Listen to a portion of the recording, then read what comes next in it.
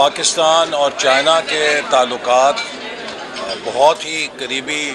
اور دوستانہ اور برادرانہ ہیں، لیکن 2013 سے پہلے ان میں ایک کمی تھی کہ ہمارے درمیان سیاسی تعلقات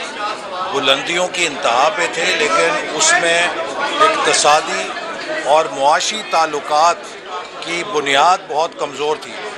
سی پیک نے چائنا پاکستان ریلیشنز کو اسٹریٹجک اکنامک پارٹنرشپ میں تبدیل کیا، اور مجھے خوشی ہے کہ 2013 اور 2018 کے درمیان ہماری حکومت کے دوران تقریباً 29 ارب ڈالر کی سرمایہ کاری کو ملک کے اندر سی پیک کی چھتری کے نیچے ممکن بنایا گیا، اور آج کے سیمینار میں جو منصوبے شو کیس کیے گئے ہیں یہ تقریباً 100% ہمارے دور حکومت کے ہیں جو اس میں مکمل ہوئے یا جن کی اس میں بنیاد رکھی گئی، اور میں امید کرتا ہوں کہ جس طرح آج حکومت نے توانائی اور انفراسٹرکچر کے سی پیک منصوبوں کا اچھے الفاظ میں ذکر کیا ہے جو مکمل ہوئے ہیں، اسی طرح سی پیک کو کسی بھی تنازع سے بالاتر رکھنا چاہیے، کیونکہ یہ قومی منصوبہ ہے، یہ چین اور پاکستان کا اشتراک ہے، اس میں ہمیں کوئی بھی تنازع نہیں بنانا چاہیے۔ سی پیک 2020 تک انفراسٹرکچر پہ توجہ دے رہا تھا، جو لانگ ٹرم پلان ہے اس کے تحت 2020 اور 2025 کے درمیان صنعتی تعاون کو آگے بڑھانا تھا، جس کی بنیاد ان 9 اسپیشل اکنامک زونز نے فراہم کرنی ہے جن کی نشاندہی 2017 میں ہو چکی تھی، اور ہمارا فرض تھا کہ 2020 تک 9 اکنامک زونز ہم مکمل کر لیتے تاکہ ان 5 سالوں میں بھرپور طریقے سے صنعتی تعاون کو آگے بڑھایا جا سکتا۔ میں امید کرتا ہوں کہ یہ حکومت ان اکنامک زونز پہ جو ابھی تک نامکمل ہیں فوری طور پہ ان سب کو انفراسٹرکچر ان کا مکمل کرے گی۔ اور دوسری اہم بات یہ ہے کہ اب چونکہ ہم سرمایہ کاری کے فیز میں ہیں، اس میں حکومت کی سیاسی پسند ناپسند کا تعلق نہیں ہے۔ جو بین الاقوامی سرمایہ کار ہے وہ پرکشش منڈیوں پہ جاتا ہے۔ پاکستان کو اپنے خطے میں چاہے ویتنام ہے، چاہے کمبوڈیا ہے، چاہے لاؤس ہے، چاہے برما ہے، میانمار یا دوسرے ممالک، ان سے زیادہ پرکشش ہمیں بنانا ہے، اور پرکشش بنانے کے لیے سب سے پہلی ضرورت بین الاقوامی سرمایہ کار کو یہ ہوتی ہے کہ آپ کی کرنسی ریٹ سٹیبل ہو۔ اگر کسی ملک کی کرنسی لڑکتی رہے گی، ہر روز اس میں تغیر آئے گا، تو کوئی بیرونی سرمایہ کار نہیں آئے گا۔ مجھے آج افسوس ہوا ہے کہ گورنر اسٹیٹ بینکس فرما رہے ہیں کہ ڈیویلیویشن بری چیز نہیں ہے،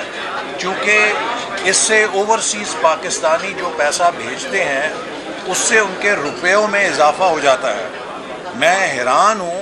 کہ یہ کون سی معیشت ہے جو ہمارے گورنر اسٹیٹ بینک ہمیں پڑھا رہے ہیں۔ چند لاکھ لوگوں کی ترسیلات میں تو شاید اضافہ ہو جاتا ہے، لیکن ڈیویلیویشن سے جو 22 کروڑ عوام کی معیشت تباہ ہوتی ہے، جو مہنگائی ملک کے اندر برپا ہوتی ہے، اس سے ان ترسیلات میں جو اضافہ ہوا ہوتا ہے وہ بھی کھایا جاتا ہے، بلکہ اس سے زیادہ نقصان ہو جاتا ہے۔ تو ڈیویلیویشن ہماری جیسی معیشت کے لیے تو زہر قاتل ہے، اور ایکسچینج ریٹ سٹیبلٹی اگر نہیں ہوگی تو کوئی بیرونی سرمایہ کار پاکستان میں سرمایہ کاری نہیں کرے گا۔ ہم اکنامک زون بنا کے بیٹھے ہوں گے، لیکن بین الاقوامی سرمایہ کار ہماری طرف سے اڑ کے چلے جائیں گے، یا وہ ادھر کا کبھی رخ نہیں کریں گے، چونکہ ہر روز ہمارا روپیہ ڈالر کے مقابلے میں لڑک رہا ہے۔ تو اس لیے میں سمجھتا ہوں کہ حکومت کا فرض ہے کہ وہ معاشی بنیادوں کو مستحکم کرے۔ اگر روپیہ کمزور ہوگا، ملک میں افراط زر بہت زیادہ ہوگی، ملک کی معیشت ڈاواں ڈول ہوگی، ملک کی سیکیورٹی سچویشن ٹھیک نہیں ہوگی، اور سب سے بڑھ کر یہ کہ خوف اور ہراس کی فضا ہوگی، اور جو ہمارے فیصلے ہیں وہ نہیں ہوں گے، اور ملک میں بے یقینی ہوگی، تو کبھی بیرونی سرمایہ کاری پاکستان میں نہیں آ سکتی۔ ایسا صاحب آپ یہ بتائیے گا کہ پی ڈی ایم جو ہے احتجاج کر رہی ہے، پہلے بھی احتجاج کیا تھا، جو اس بار آپ کا احتجاج ہے کیا لانگ مارچ کی جانب جائے گا یا اس سے پہلے یہ دوبارہ جو ہے ختم کر دیا جائے گا؟ لانگ مارچ اگر کی ڈیٹ ہوگی تو کب تک آپ لانگ مارچ کریں گے؟ دیکھیے، پی ڈی ایم نے عوامی احتجاج کا فیصلہ کیا اور اس کی وجہ اس وقت ملک کے اندر جو معاشی پالیسیاں اس حکومت کی ہیں، حکومت نے عوام پر مہنگائی کا ایٹم بم چلایا ہے اور ابھی آنے والے دنوں میں مزید ایٹم بم چلیں گے، اور اس سے غریب، مزدور، کسان، متوسط طبقہ بری طرح کچلا جا چکا ہے، اور اپوزیشن کا فرض ہے کہ وہ عوام کی آواز بنے، وہ غریبوں کی آواز بنے، اور اس کے لیے ہم نے جو عوامی احتجاج کا پروگرام بنایا ہے وہ پورے ملک میں چلے گا، اور اس کے اگلے مرحلے میں ہم انشاءاللہ تعالیٰ اس کو ایکسپینڈ کریں گے، اور پھر اس کی حتمی جو منزل ہے وہ اسلام آباد ہوگی۔ اچھا احسن اقبال صاحب، یہ بتائیے گا کہ شہزاد اکبر نے جو ہے وہ شہباز شریف کو چیلنج کیا ہے کہ ان کا جو کورٹ میں فیصلہ آیا ہے لندن کورٹ میں، اگر وہ اس میں اپنے آپ کو بری سمجھتے ہیں تو یہاں پہ کیوں نہیں ضمانت کے لیے اپلائی کرتے، تاریخ پہ تاریخ کیوں لے رہے ہیں، کیا کہیں گے؟ دیکھیے، پاکستان میں جو احتساب کا نظام ہے اسے مذاق بنا دیا گیا ہے، اور بدقسمتی سے آپ دیکھیے کہ ہماری پاکستان کے جو عدالتی نظام ہے، جو احتساب کا نظام ہے، اس پہ سوالیہ نشان اٹھائے جا رہے ہیں، اور لندن میں عدالتوں سے شہباز شریف صاحب کو ریلیف مل رہا ہے، اور پاکستان میں نیب احتساب گردی کے ذریعے جھوٹے مقدمے بنا رہا ہے،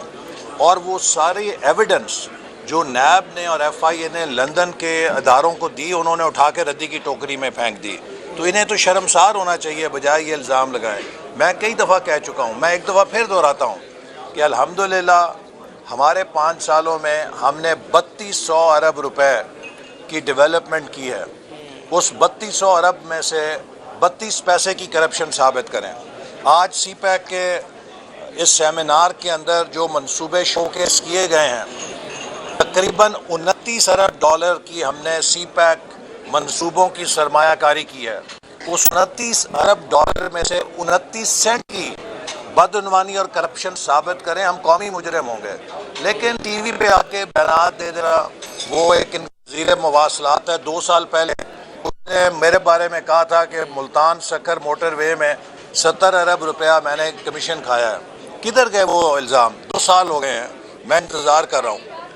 ایم کیو ایم خود کو متوسط طبقے کی جماعت کہتی ہے، کیا اسے کراچی کے